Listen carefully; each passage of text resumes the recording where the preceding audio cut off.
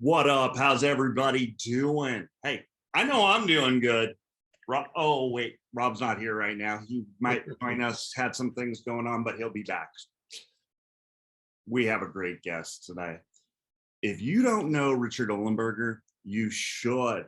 He is the host of Richardlistens podcast and a clinical psychologist, which, as you all know, I need. Richard, how you doing, man? I'm doing great. Got my breakfast burrito, my coffee, had my workout. I'm great. I'm glad to be here with you. That a boy. I like it. I'm glad you're here with us, to be honest. You know, I was reading your profile and I saw something that really kind of jumped out at me, and I want to jump in there first. You are the author of The Zero Method, and you work with a lot of folks down on LA Skid Row, and they call you Dr. Zero. How did that come up? You know, it's a metaphor for me, obviously zero being like reducing our ego and getting humble. And that's exactly what happened to me. You get all these degrees. I got the PhD, always taught to achieve to the highest level. And, you get that job, 6 figures, benefits, high profile, your name on the shirt. And overnight, I was transferred and moved down to Skid Row, which is it's the harshest area for those not in LA. Many homeless and many of the missions that treat and house homeless per capita, I think the highest in our nation. So we were literally working out of a trailer. So and the only way you're doing like 10-minute sessions, you're doing it in by a dumpster, you're grabbing space wherever you can. It really shows who's committed to helping people, and your definitions of what help looks like really shifts, because people could be coming in because they need a bus pass, they need a meal, they need a place to live. So it gets you out of this clinical mindset. And the only way we had to give an appointment was like a Post-it note size little piece of paper. Yep. And you put on there, you scribble, and my handwriting is challenging to begin with, Dr. O, 722, Rob.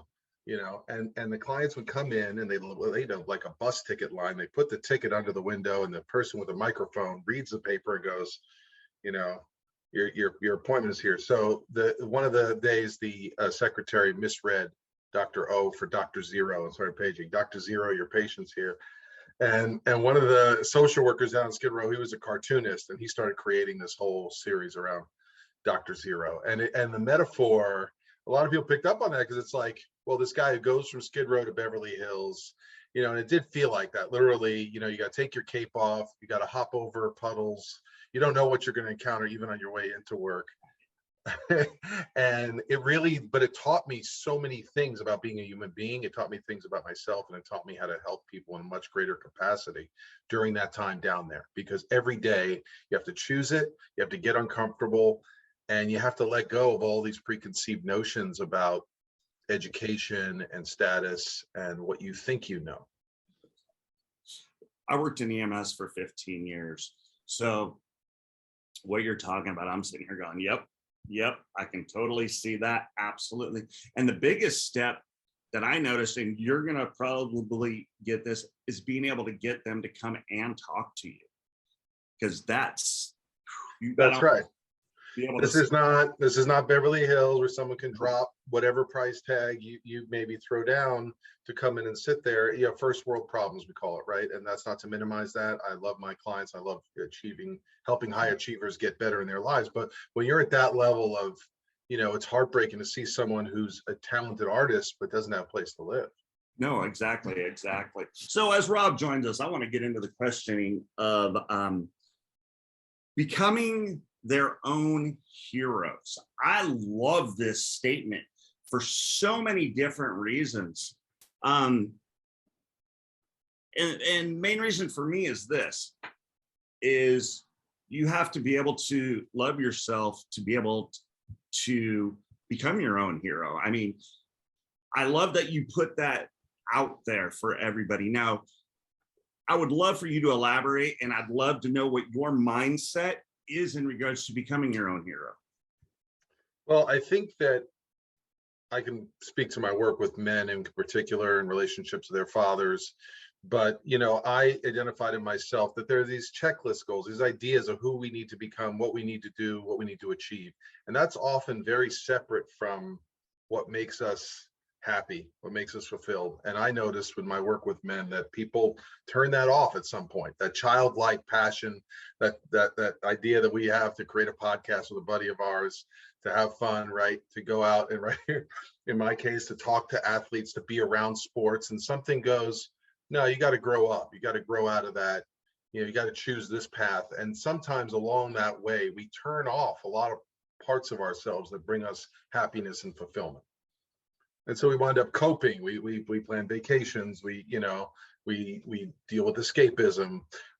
We deal with drugs and alcohol. We have other ways that men cope with not quite finding our happiness. We substitute it. So for me, it was about asking those deeper questions of who are we, what are you passionate about, and how do we help that seed grow, even if it's in a limited capacity, right? So even if I'm already an adult with kids, right, a lot of dads go, well, now that's it, I'm a provider. So, you know, how do you start to ask that question and nourish that part of yourself that makes you excited, that makes you feel bigger than you are, and gives you excitement to pursue growth? Nice, I like it. So, Richard, would this relate to resetting the mindset? And is it a good thing to reset the mindset, or could it turn into a bad thing? Well, I'm not sure exactly what you mean by resetting, but I think that, you know, checking in with ourselves on a regular basis is a really healthy approach. And taking a look at, yeah, what is our mindset about our life? Are we surviving, or are we allowing ourselves to pursue passion? Do we even know what our inner hero would look like? When you see yourself standing on top of that hill like Rocky, right? What are you doing? Right? What is it that you're doing? And if not, if it's something that was in your past or you had a vision of, but you know, you always put it aside, you know, right? So we do want to check in with that, because how are we going to ever even start taking small goals towards that direction if we don't ever ask those honest questions of ourselves? True. I have some stuff going. Okay, my brain's going now. Oh God! All right. Out. Here comes the wave. Bring it. You talk about working with men and you're working with athletes and stuff like that. Chris Rock states something that's, I don't know, maybe you could agree or disagree, but he says that women and dogs are loved unconditionally, but a man is not loved unconditionally. He has to produce to get love. Yeah, right? That's a big one. So the notion that a man, like, he can't be depressed, he can't go through different things and stuff. How do you find when you're working with men that they can actually overcome some of those things, that men are depressed, that men are having to overcome things to be successful, yet it's not a notion in the world that men should be or can be? Did that make sense what I asked? That was very profound what you said. Unfortunately, when you say, you know, Chris Rock, I just always picture getting slapped right now. So I took a minute. I was like, okay, we're not going there. But hit me when he said that. Literally, no pun intended. Right. But what you said was very profound, because that's exactly it, that there's a stigma. And I don't know that men can't get unconditional love. I mean, part of what we try and create through certain men's groups and circles is that level of safety and trust. And a lot of men get that from their sporting teams, right? They find places to get it, and hopefully they do. Some men don't. You know, and so finding those places where you can experience that, even identifying that as a need, is something that I want to make part of our conversation, right? Having friendship, having one person in your life that you could call and go, hey Rob, I am not up to it today. I'm at rock bottom. You know, can we step out after work? Can we talk? Can I be real with you? And do I have places I can go? But in my work with a client, I want to break down those stories around, you know, and to the moment, even when in our conversations, when someone will gloss over what they're feeling or what's happening or what happened to them, right? Whether it be a loss, whether it loss of job, whether it be fear, right?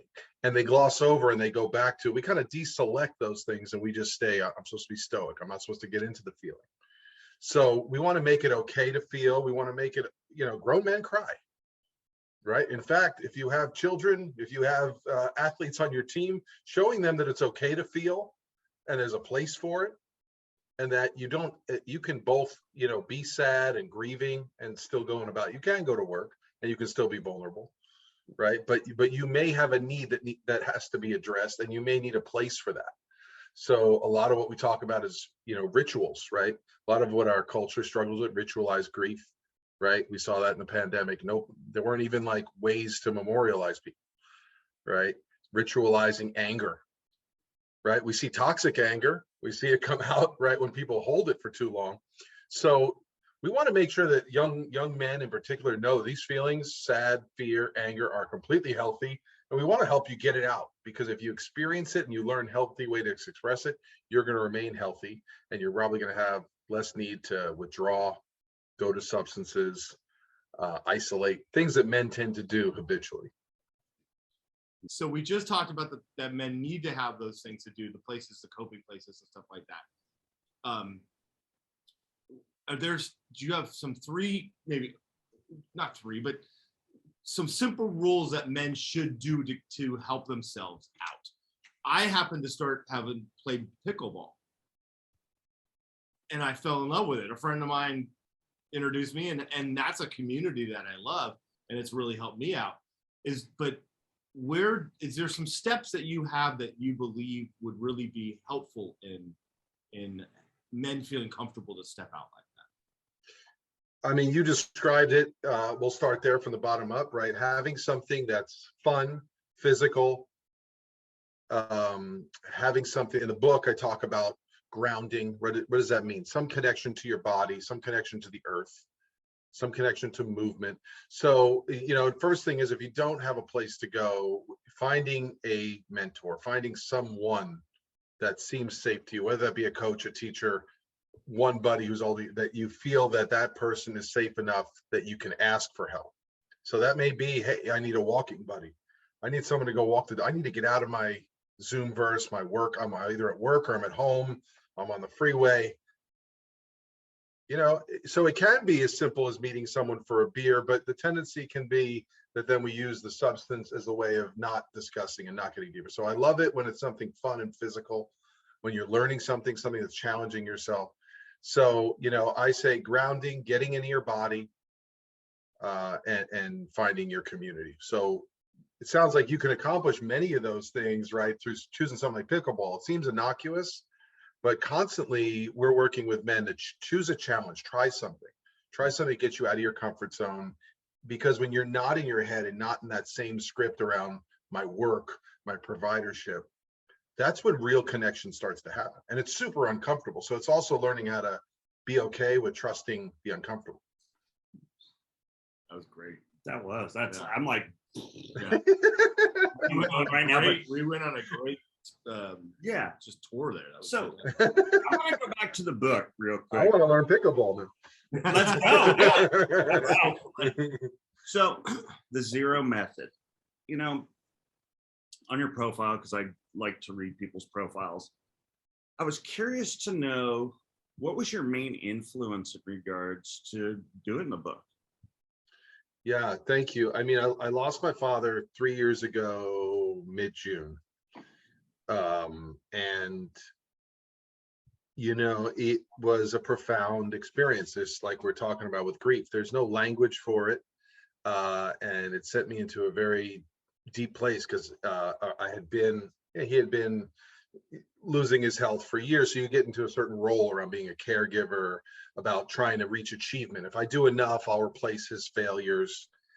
So that takes on so much space. And then all of a sudden in grief, it was about really getting to know I had to be vulnerable. My clinical psychology hat didn't serve me any further, right? I was just another guy going, and my clients could be sitting in front of me, a PhD, and I could be helping them, but some part of me was going, I don't have the answers to this.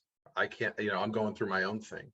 So it led me to reaching out to a lot of different mentorship. It led me to looking for a lot more men in my life with wisdom, a lot more teachers, and learning how to find some of these rituals to where it would be okay to show up and be tearful and not speak. Places where I didn't have to have the answer. And this was I think a real gift for me. And part of that process was I started to carve out 1 or 2 hours a week for writing. And that's something I did in high school. When I tried to, get the cute girl, I'd write poetry. It was kind of cheesy, right? I don't know if it worked. Probably didn't. But, it was part of who I was. And this message about like, well, how does that going to serve you? It's not very masculine, and that's not going to get you a job. And at some point I stopped writing. And occasionally over the years, people would write to me, like, I still have your letters. I have still the things you used to write. And I used to really put my heart. So it was this gift to myself. And I always joke, my wife used to be like, what's this on the calendar? Is this just your way of getting out to go to the grocery store? But it was my gift of self-care to myself to write. And it didn't have to have a result. And I had to ask for a lot of help. It was taking a class each week. And what some of the teachers helped me with was telling my story, to get away from being the PhD and telling this very intellectual, description of things and getting much more into the heart. And I figured that was a much greater way to reach out to men and connect to men of all levels. Nice. That's actually cool. You got something? Because I haven't rolled. Go, Okay. go, come on, let's go, Sparky. I'm going back to the athlete thing because we just spun off our show into a sports. What up, sports? I saw it on YouTube. Yeah. So Thank you. we're starting to talk to a lot of very successful young athletes, obviously men, but women too, Yes. that are out there getting a lot of viewership from colleges and stuff like that. But you can also, there's a lot of pressure in that. So what I'm seeing in some of the things that I'm following, that there's a lot of grief in athletes. And it's really hard. It's hitting the softball world really. Oh yeah, D1 or bust. Yeah, I mean, the pressure to be that is crazy. So we're not just talking men; we're talking athletes at this point, because this could be something that some of our athlete viewers could really benefit from. That pressure, like some of the thoughts that you may have about how to help, or how they may be even able to help themselves as they feel that pressure. That's like a 45-minute question. I know it's wow. he can take it as just like, here's a couple of things that, but obviously it's a deeper conversation. Yeah. But I know it's a heavy hitter one, but I've been wanting to bring it up for a while. Like it. And No, I'm so glad you're saying it, in fact, because especially right, the pandemic, and you look at athletes and they couldn't control their recruitment. And I mean, I can't even imagine, right, to be an athlete who wants and have to have less control than you already have. My son is going to be a college freshman this year playing soccer at Occidental here. So I have to do the opposite as his parent, but in terms of like, how do you find out when you ritualize taking time off? Where is time just to connect? Because he's already, an elite athlete knows their nutrition, their training, their recovery, their sleep. It can become, you can just see how isolating it is and how much pressure. And when you're looking at yourself aspiring to the highest levels, you have to be really careful, because if we don't know where that dial is to kind of pull yourself back, where it is time to mentally recharge, what that looks like for you. Some of it is, right, being able to have fun with your teammates. I hope you're on a great team that has that kind of connection. Hopefully you have a family that has some ritual that you can take some time off in the off season, right? But there is real grief. If you're going through an injury or recovery, being able to make sure you talk to either a sports psychologist or a professional about that, because it is real grief. It is real hard to be going out there and not be in that locker room, or to not be on the field. Those are real feelings of sadness and loss. And you may not feel comfortable telling your teammate about it because you don't want to not root for them and be a good teammate. Right? They just don't understand a lot. Now, I am so glad that you brought up recovery as part of an athlete's understanding or an athlete's mindset. And with the C word that happened and all that kind of good stuff, however you want to call it, recovery. I mean, we could go off on tangents, but give me a synopsis of how important recovery is for athletes, just athletes in general, not just young athletes or professional athletes, athletes in general. Great question. And to tie in kind of the prior question, I think that there has to be a routine for you, both about there's pre-performance routines, there's mid-performance routines, there's post-performance routines. So figuring out what that is for you, right? If it's going into the trainer on your off days, if it's watching tape. So there's mental recovery and learning and growth, right? Reviewing your performance, but there's also, how do I take care of my body and figure out what my body needs to be in it for the long run, right? Is it a certain amount of, like Tom Brady talking about, pliability, flexibility? Is it massage? Is it going to a jacuzzi tub? So, you tie in the physical aspects with mental, right? Is there a time when I can just be what I call, zero state, in a place of like where I'm not stressing over the next thing? Can I allow stillness? And that's a hard thing to train. Some people have different types. Now there's the Calm app. There's a lot of apps to tool with that, or is it just going to nature? Some people like fishing, some people, right? Whatever it is that helps you just be and breathe and not be anywhere else than where your feet are. That's what, Ken Ravizza, the sports psychologist of the Chicago Cubs. Great guy. I got to meet him. Phenomenal. I met him at UCLA. Really? Great gentleman. Oh my God. Thank you. Yeah. So, right. Just that idea, just be in your body. And a lot of the time, right, I have to do this even while I'm sitting here talking to you guys. It's like, we're getting in our head. We start running away from where we are. And we have that effect on people. So it's human nature. It's not you guys. All right. Man, that was such a great answer for all athletes, ex-athletes, coaches. Sometimes you just gotta step back, get yourself. I love it. Thank you so much for that.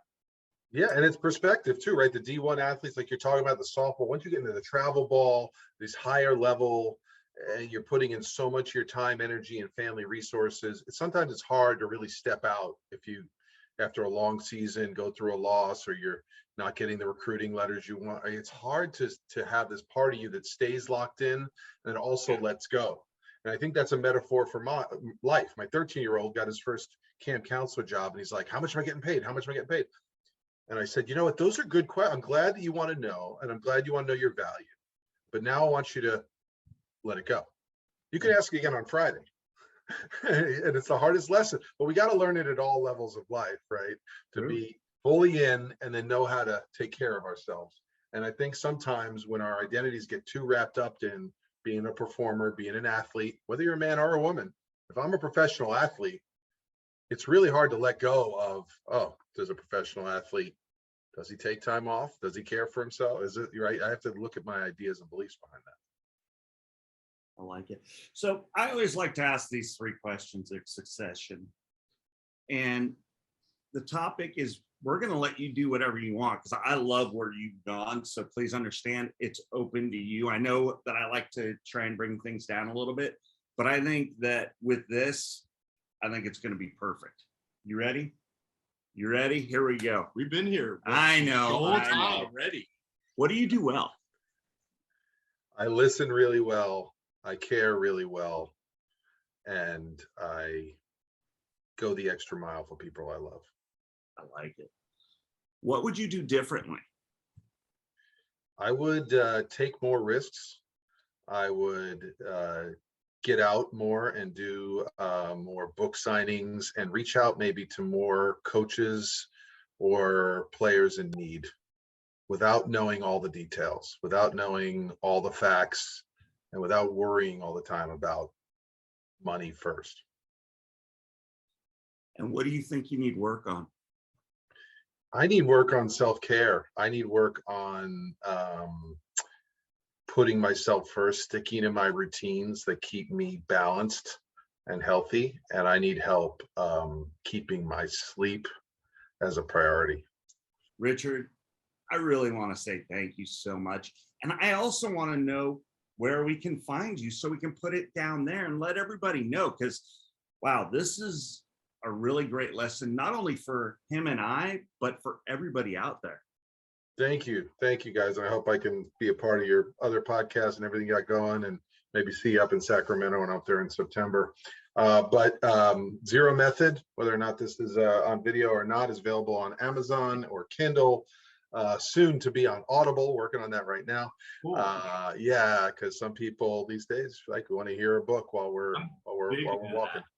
Yeah. Love it. He does But a lot of driving. really, yeah. So I want to meet that need. And all my social media, Instagram, Facebook, Richardlistens, one word, Richard, and it's Listens, and the website is richardlistens.com. So it's a link on there. If you or someone you know needs help, please reach out to me, and I'll help. If I can't help you, I'll direct you. That's awesome. That's great. Yeah. Thanks for taking some of the deeper, tougher questions and knocking them out of the park, because Oh yeah, it's needed. Those answers are needed. You know? definitely. Yeah. And joking around with us, we love it. As you can tell, we love to Hey, have- I need it. I need time with guy friends. You know, like there's nothing. You know, that's some of the best creativity happens to me when we're having fun, when we're laughing, and not having to be just not having to always have the answers intellectually. That is something else I'm working on. So thank you guys. I appreciate it. definitely. And anytime. From all of us here at What Up with Rob and Chris, have a great day and a better tomorrow. What up, everybody?